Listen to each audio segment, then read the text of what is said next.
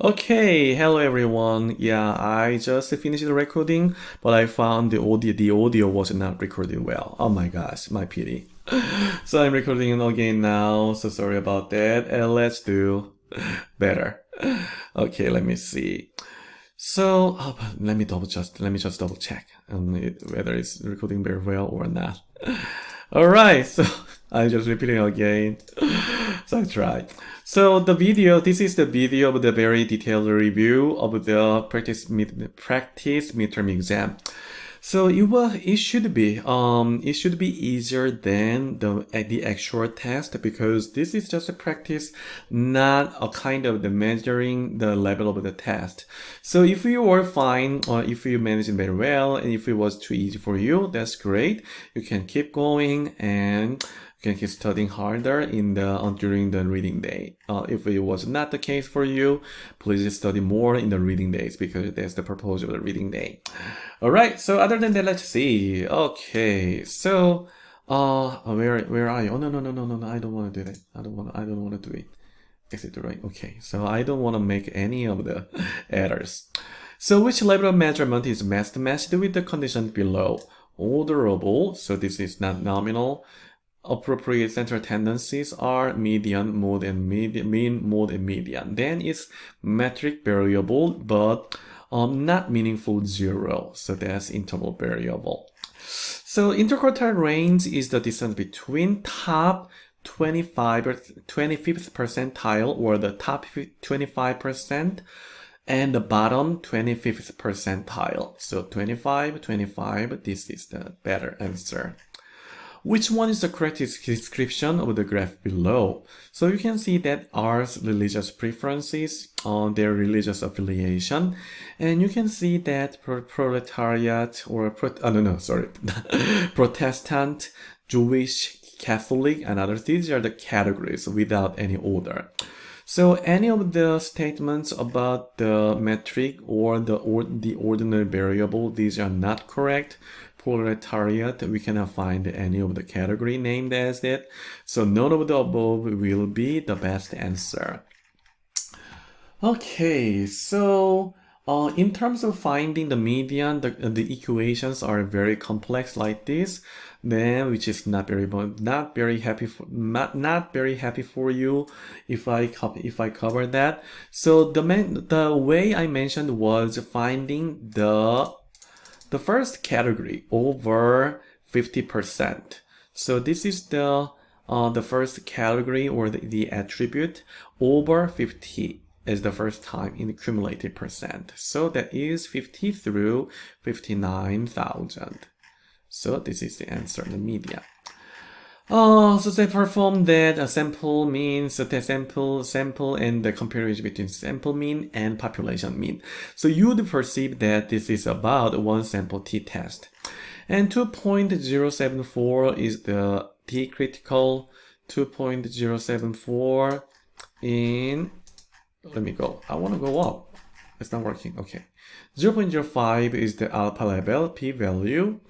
2.074 is t-critical. So 22 was used as degrees of freedom. If you choose 22 is trick because degrees of freedom can be calculated as n-1 in one sample t-test. So n is 23. Which one is the correct explanation about that? Perform the independent sample t-test. We are not sure because one sample t-test, they also used this kind of the graph. Not true. Distribution of the sample was right skewed with the positive t-statistic, not relevant. Failed to reject the null hypothesis. Yes, because t-test statistic was outside of the t-critical, so not true. Sample size was big enough to generalize the finding to the population level. So if it was the case, the t-statistic, t-criticals should be 1.9 and negative 1.9. As you can see in the t-table, infinity. So if they have the infinity, it's 1.96 or something, so that you can generalize your finding to the population level with the very big number of the data. So not true. This is positive relationship. There is a positive relationship between independent and dependent variable, but we cannot find that information here. So C is the best answer. And based on equation, M1 is equal to M2, which is the group mean, the mean of the first group and the mean of the second group. They are same or not same. So the best answer is independent sample t-test.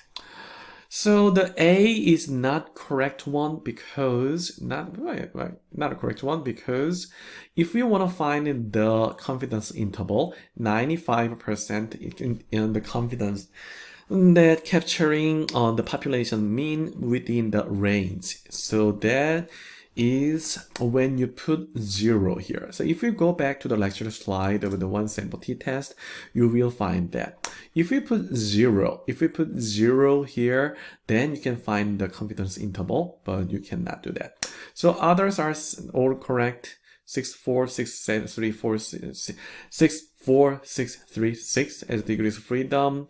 12.87 can be found here. 14 is the expected population mean. Put here. There is statistically significant difference between those sample mean and population mean. Yes, because significance value is below 0.05. So that's true.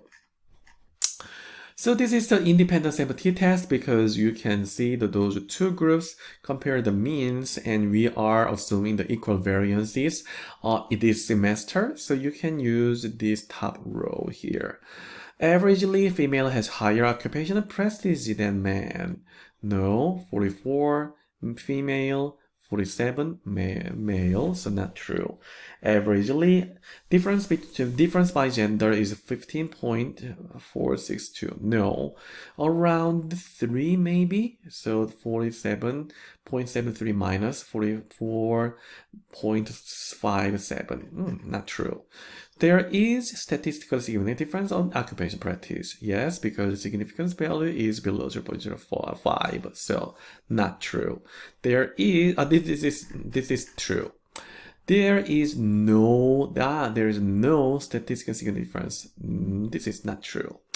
Male has the more heterogeneity in terms of distribution.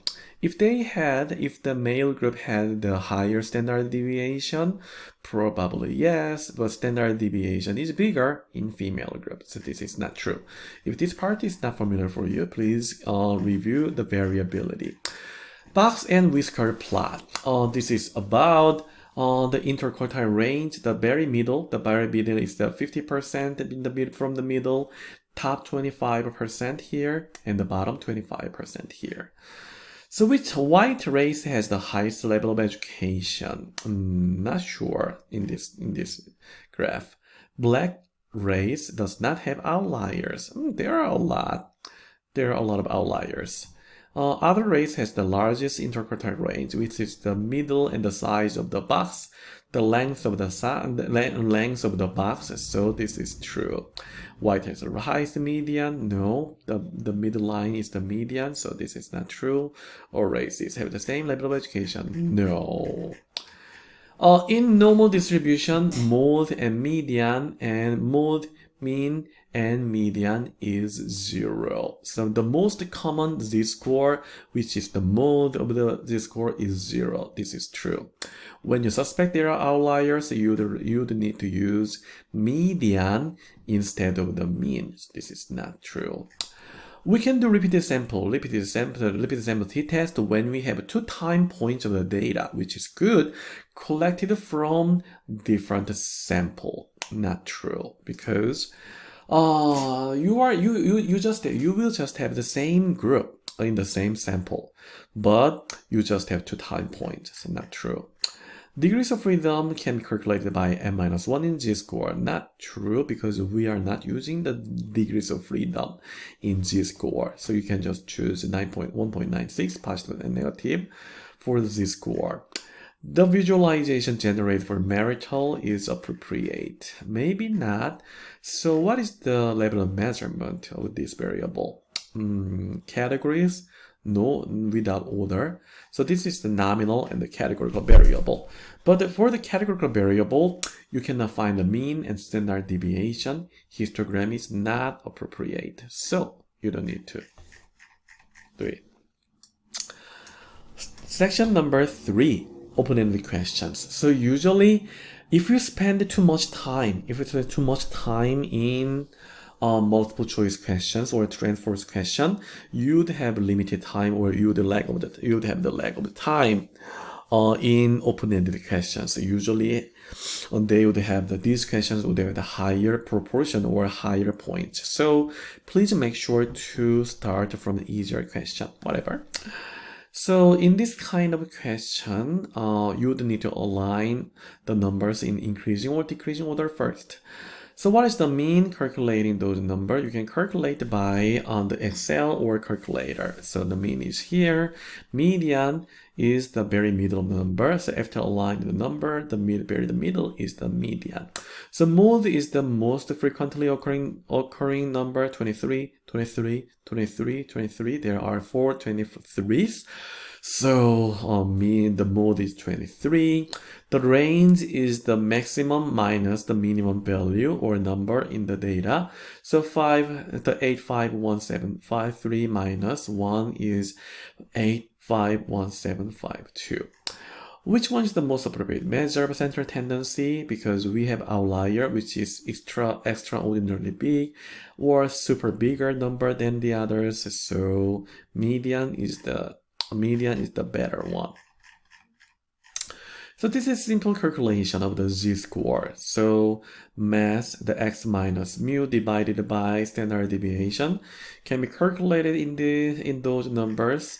So the largest z-score is 0.147. Lowest z-score is 0.067. So END. Okay, so interpretation. There are many missing cases, a little bit less than 10%, but we cannot guarantee, or we cannot conclude that this is just because of the bad quality of the data, because there is also inapplicable. So if the questions are not relevant for you, for example, there are so many. Some questions about the military service, for example, you may not need to answer about that, because those questions about your military service would not be very relevant. But it does not mean that the quality of the data is very bad, because these cases were just excluded because of the logical and the system missing. So not true. IQR is 55, but we cannot find any information relevant to the IQR. So not true. Distribution has a very long left tail. Maybe not true, because skewness is a positive number. So this distribution would have the long right tail. So not true. So distribution has more diversity compared with the normal distribution. If you see your kurtosis, this is negative number, which means the distribution is flatter than the normal distribution. So if you are not sure about that, please go back to the lecture slide of the variability. But flatter distribution may mean the more diversity or heterogeneity. So, okay, this is correct. Distribution has a sharper shape. No, maybe the flatter shape. And others. Okay, set up the hypothesis testing below. So if we go back to the lecture slide, and there's a description about type 1 error and type 2 error.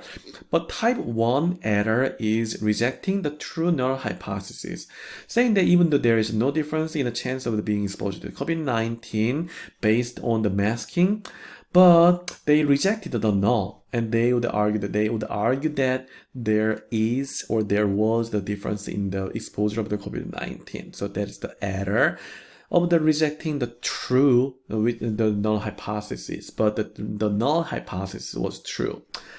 The type 2 error is failing to reject the null hypothesis. even though the null hypothesis was not true. So even though the null hypothesis was not true, failed to reject the null hypothesis. So based on the equivalent, based on information of the hypothesis testing, you can add up the answer. Even though there was consensus. So this kind of the question is very easy one for you to gain the score, because there is no single perfect answer.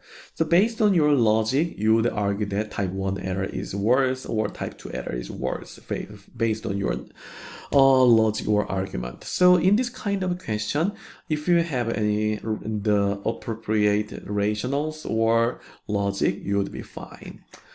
Okay, so this is the proportion t-test, because you have two groups in the column, which is independent variable. The rows on these are this is dependent variable, and you are comparing the proportion in proportion on the slightly liberal. So the P1, the proportion of the first column is 0.159, and the second column is 0.106. So you can use this table, and you can use the Excel file I provided for you as a calculator. But you need to make sure to provide step number 1 to step number 4 as the full steps of the hypothesis testing. All right, so that's it. That's all about it. So usually with me, it takes very short time, but in reality, as you experience it today, you may need to use the full time. So please make sure to have a good time management, and good luck. So good luck in your exam on Thursday. But before exam, we will be meeting on Wednesday as for the midterm preview and the Q&A session. So we'll see very soon next week. Okay, have a great weekend and enjoy your reading days. See you next week.